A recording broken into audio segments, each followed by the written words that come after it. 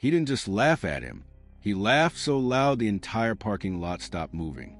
"Beat my Ferrari with that rust bucket, and it's yours," the racist billionaire shouted. And everyone turned to see the black man he was trying to humiliate. If this already made your blood boil, tap like, and subscribe so you don't miss stories where justice finally wins. The billionaire's name was Chad Mason, a white man who treated money like a weapon. His custom-red Ferrari glowed under the sun like it was the center of the universe. He strutted around it, tapping the hood for the crowd, showing off like a circus performer in a $1,000 suit. And the man he mocked? That was Malik Washington, calm, quiet, a black man in his late 50s who had worked here longer than most employees' entire careers. He stood beside his old, faded blue car, paint chipped, bumper dented, engine barely making a polite purr. Chad pointed at the car like it was contaminated. "Come on, Malik. Don't be shy. Let them all see what you drive. This thing should be in a junkyard, not next to my Ferrari." A few employees laughed. Most didn't. They just watched. Some with guilt, others with their phones up, already recording because they knew Chad loved public humiliation. Malik didn't react. He didn't fold. He just stared at the billionaire with the same steady expression he used when cleaning up other people's chaos. "Tell you what," Chad said, raising his voice even louder. "We race. Straight line. If you somehow beat me, you get my Ferrari." But he paused, milking the moment for drama. "When I win, you wash my car every weekend. No overtime. No complaints." The crowd went silent. A security guard muttered, "Man, that's messed up." Another whispered, "Why is he targeting Malik again?" Chad smirked like he owned the air everyone breathed. "This is what real power looks like. People, watch closely." Malik finally spoke, voice low, steady, respectful. "You sure you want to do this, Mr. Mason?" Chad grinned. "Oh, I'm counting on it." Malik's fingers brushed the hood of his old car. A tiny smile formed. Not a smile of confidence. A smile of someone who knew something Chad didn't. A few employees noticed it. And suddenly the laughter faded. Something in the air shifted, just enough to make the billionaire uneasy. The next morning, the building felt different. People whispered as Malik walked through the lobby. Not because he'd done anything wrong, but because no one had ever seen him look Chad Mason in the eye like that. Malik didn't rush. He didn't brag. He didn't even mention the race. He just carried his worn lunch bag, nodded politely to security, and headed toward the maintenance wing the same way he had every day for 22 years. A young white intern, Owen, caught up to him near the supply room. "Malik, are you seriously doing it?" "Racing him." Malik placed a toolbox on the counter. People who shout for attention usually don't expect anyone to stand in front of them. Owen lowered his voice. "You know he's doing it to embarrass you, right? Man bought that Ferrari just so people would look at him." Malik didn't answer. He simply tightened the strap on his work gloves and started sorting tools. Calm, precise. A man who never wasted energy on outrage, not even when it was deserved. On the other side of the building, Chad Mason strutted through the executive hallway like he'd already won. He slapped a stack of papers on his assistant's desk. "Send a memo," he said. "Tell everyone the race is at 4 p.m. sharp. I want everyone outside. If they're not there, they're fired." His assistant blinked. "Sir, HR may. Do I look like I care what HR thinks?" Chad snapped. "This is tradition. The king calls the crowd. The crowd watches the king win." He didn't say king by accident. He liked the word. Back down in the service bay, Malik rolled out from under a leaking pipe he'd been repairing. He wiped his hands on his work cloth, the same one he carried everywhere, and checked the old digital watch on his wrist. It wasn't expensive. It wasn't new, but it had belonged to his father. A small group of employees peeked into the maintenance area. Shanice, from accounting, stepped forward. "Malik, I know you don't like attention, but be careful today. He's not used to losing." Malik gave her a soft nod. That's usually when people make the loudest mistakes. She stared at him, confused. It wasn't arrogance. It wasn't confidence. It was a quiet truth he said like he'd lived it before. As the hours passed, the whispers grew louder. Some employees rooted for Malik. Some feared for his job. Some just wanted drama. But one thing became clear. Chad thought this race would break Malik. Malik knew this race would expose Chad. And neither man said a word about it. But both felt the storm coming. By the time the clock struck 4, the entire company stood outside. Phones raised. Murmurs spreading. Some people looked excited. Some uncomfortable. Some guilty. But every single pair of eyes locked onto the billionaire pacing beside his Ferrari, like a showman preparing for a circus act. Chad revved the engine twice, letting the sound explode across the parking lot. "This is the sound of real power," he shouted. "Let's see if Malik can even start his whatever that thing is." People looked around awkwardly. No one laughed as loudly as Chad expected. Malik finally stepped through the crowd, calm, hands in his pockets. No rush, no fear. He walked toward his old blue car, the same way he'd walked toward a broken pipe, a fuse box, a cleanup job no one else wanted. Focused, present, Chad leaned out his Ferrari window. "Oh, look, the man of the hour. Malik, you ready to embarrass yourself in front of 200 people?" Malik looked at him for a long moment. Then he smiled, barely noticeable but real. That tiny smile made 2 interns whisper, "Dude, why isn't he scared?" Malik placed his hand on the roof of his car and whispered something under his breath. So quietly no one could hear it, but the way he whispered it made Chad's grin falter for the first time. "If this happened in front of you, what would you do? Tell me in the comments. I read every single one. And if you stand for fairness, hit subscribe." Chad pushed the door open and stomped out. "What did you just say? Speak up. You got something to tell me." Malik didn't break eye contact. "I said, you really don't want to do this." The crowd reacted instantly. A few gasped. Someone whispered, "Why does that sound like a warning?" Chad burst into sarcastic laughter. "Oh, please. I was born to win. You were born to follow orders. Let's not forget how this system works." Phones lifted higher. Employees glanced at each other. HR stood frozen. Malik brushed dust from his sleeve, unfazed. Some systems change the moment someone stops being afraid of them. That line hit Chad harder than any engine rev. His face twitched. The crowd felt it. That tiny shift, that spark of fear in a man who never feared anything. A tense silence draped the parking lot. Then Chad pointed to the starting line aggressively. "Fine, let's settle it right now. Get in your junk car. Let's end this." But as Malik opened his door, something unexpected slid into frame. A small black box under his seat blinked once, a secret only he knew about. And whatever it was the reason he whispered earlier. Malik slid into the driver's seat with the quiet focus of a man who'd spent half his life fixing what other people threw away. The old vinyl creaked beneath him. The dashboard lights flickered dimly, like they were waking from a long sleep. Nothing about the car looked impressive. Nothing looked fast. Nothing looked dangerous, which was exactly the point. Behind the parking lot, past the dumpsters and faded yellow loading dock, stood an old service garage. Most employees didn't even know it existed. To them, it was just storage, a graveyard for broken equipment. But for Malik, it was something else. A place where history lived. A place where lessons stayed alive. Earlier that morning, before anyone arrived, Malik had walked into that garage, switched on the dusty lights, and stood in front of the car he and his father rebuilt piece by piece. He could still hear his father's voice echoing through the tools on the wall. "Son, people will judge you by what they see, but engines reveal who you really are." His father, Darius Washington, wasn't rich, wasn't famous, but he was brilliant.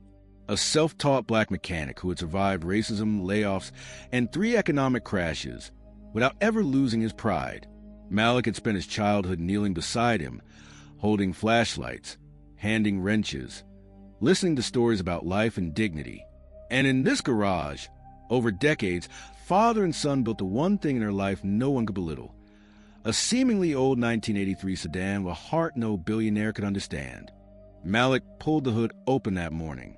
The engine beneath was nothing like the outside. Hidden wiring, reinforced coils, a modified airflow system. and a small black box, custom-made, no brand, no markings, designed by Malik himself. A silent invention created after years of after-hours tinkering. Most people saw a junk car. Chad saw a prop to humiliate a black employee. But Malik saw the last thing his father ever taught him. Build something so strong it doesn't need to be loud. Back at the starting line, Chad revved his Ferrari again, shaking windows. Let's go, Malik. Don't stall that thing and embarrass yourself already. Malik quietly reached under the dashboard and flipped a tiny switch. No roar, no flash, just a soft, deep vibration, like a heartbeat waking up. A few employees looked over, confused. Was that different? Behind the crowd, Logan from IT whispered, "Bro, that didn't sound like an old engine." Chad scoffed. "What? That little toy. My Ferrari eats cars like his for breakfast." But Malik wasn't looking at him. He was staring straight ahead, calm, steady, almost peaceful, because Chad didn't know the truth. This wasn't just a race anymore. This was Malik stepping into the moment his father prepared him for his entire life. And for the first time, the billionaire was in control. Phones lifted. Wind settled. Even the usual hum of traffic seemed to disappear as two cars rolled up to the white chalk line drawn on the asphalt. Chad's Ferrari gleamed like a weapon forged to crush men beneath ego. Malik's old blue sedan looked like a forgotten memory rolling into its final moment. Chad lowered his window. "You ready to lose in 10 seconds flat?" Malik didn't look at him. "You're focused on the wrong thing." "What's that supposed to mean?" Chad snapped, but Malik didn't answer. He placed both hands on the wheel, exhaled slowly, and the tiny black box under his seat blinked once, a barely visible pulse. Shanice, holding a clipboard because Chad demanded official-looking props, stepped forward with trembling hands. "On my count, 3, 2, 1, Joe!" Chad yelled before she finished and slammed the accelerator. The Ferrari launched forward, tires screeching, engine screaming pure rage. The crowd jolted. People shouted. A few even cheered before they could stop themselves. Chad shot down the lane like a red bullet. For a moment, it looked like the billionaire's victory was guaranteed. Malik's car eased forward, smooth, almost silent. No roar, no smoke, just motion. Steady, controlled, unbothered. Owen frowned. Why isn't he pushing it? He's going to fall behind. But Malik wasn't falling behind. He was waiting. Halfway down the stretch, Chad's Ferrari suddenly sputtered. A tiny hiccup in the roar. A sound no one else understood, but Malik recognized instantly. A mechanical tremor, a heat spike, a warning the wealthy never bothered to research. The crowd gasped as the Ferrari jolted again, harder this time. "What the— No. Chad screamed, slamming the gas. "Don't you dare!" The engine temperature spiked. The suspension shook. The billion-dollar ego trembled with it. Then the moment arrived. Malik flipped the hidden switch fully. The old sedan hummed, then growled. A deep, powerful surge that rolled across the pavement like thunder.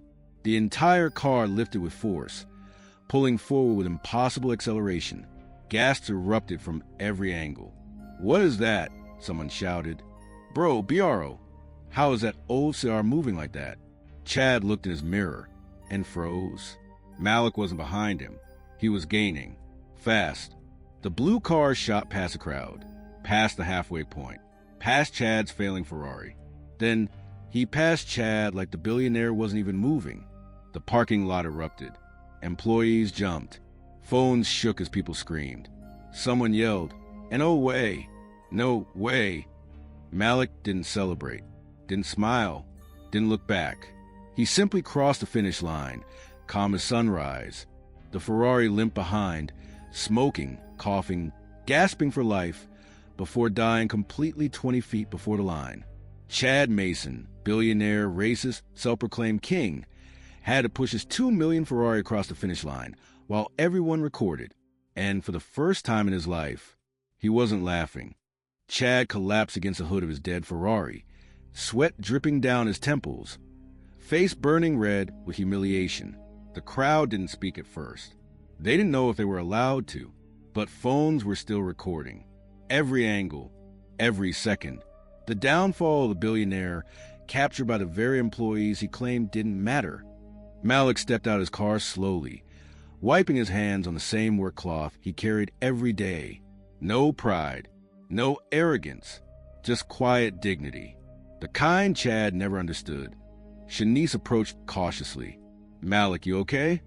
"I'm fine," he said, looking at the smoke rising from a Ferrari. Some machines break when pushed too hard. Some people do too. Something about the way he said it made everyone turn toward Chad. HR Director Danielle stepped forward. "Mr. Mason, we need to talk. The board has been watching the live stream." Chad's head snapped up. "Watching what?" "Who authorized that?" "Your assistant," Danielle replied. She said you told her to broadcast your victory to thousands. A ripple of laughter spread to the crowd. Quiet, nervous, unstoppable. Chad tried to regain control. "It doesn't matter. This whole thing was rigged. That old piece of trash shouldn't even move." Malik tilted his head slightly. "You'd be surprised what a man can build when the world tells him he's not allowed to. If you believe talent can silence every insult, share this video. And to everyone watching from the US, UK, and Canada, your voice matters." Chad flinched so hard it looked like he'd been hit. Before he could speak again, Logan from IT stepped forward holding a tablet. "Sir, there's something else. I ran the VIN number on your Ferrari. There's a recall, a major overheating defect. You ignored the notices. And," Danielle added, "there's already a viral clip comparing Malik's comm to your behavior. It has over 600,000 views in the last hour. Investors are calling." Chad went pale. A group of employees stepped closer. Not hostile, but united in a way no one ever thought possible. Malik didn't join them. He wasn't here for revenge. He simply walked up to Chad and said quietly, "You try to break me in front of everyone, but sometimes the person you look down on is the only one still standing when the dust settles." Chad swallowed hard, voice shaking. "What do you want from me?" Malik looked him in the eye. "Nothing. Some lessons hurt more when earned." Behind them, a chant began rising, soft at first, then stronger. "Malik, Malik, Malik." And for the first time since he built his empire, Chad Mason had no power left to hide behind. The parking lot slowly emptied as the sun dipped behind the building. Workers returned to their desks in stunned silence, still replaying what they'd witnessed. The smoke from Chad's Ferrari had faded, but the humiliation lingered in the air like the aftermath of a storm. Malik stayed behind. He leaned against his old blue sedan, running his hand gently along the hood, not because he won a race, but because this car held the last living pieces of his father. Every bolt, every wire, every late-night repair session. It wasn't a machine to him. It was memory, legacy, love. A quiet wind pushed across the lot as Owen approached. "Malik, people are saying this might change everything. HR, the board, the entire company." Malik smiled softly. "Companies change all the time. People, that takes longer." Owen nodded, unsure how to respond. A few feet away, Chad stood alone beside his broken Ferrari. Shoulders slumped, eyes empty, all traces of his arrogance stripped away. For the first time, he looked like a man facing himself. No cameras, no crowd, just consequences. He didn't speak. Malik didn't walk toward him. There was nothing left to say. Slowly, Chad got into a rideshare car and closed the door without looking back. Malik took a long breath and gazed up at the sky, letting the moment settle. Victory didn't feel loud or explosive. It felt quiet, gentle, like something his father would have nodded at with pride. Shanice stepped up beside him. "You really humbled him today." Malik shook his head.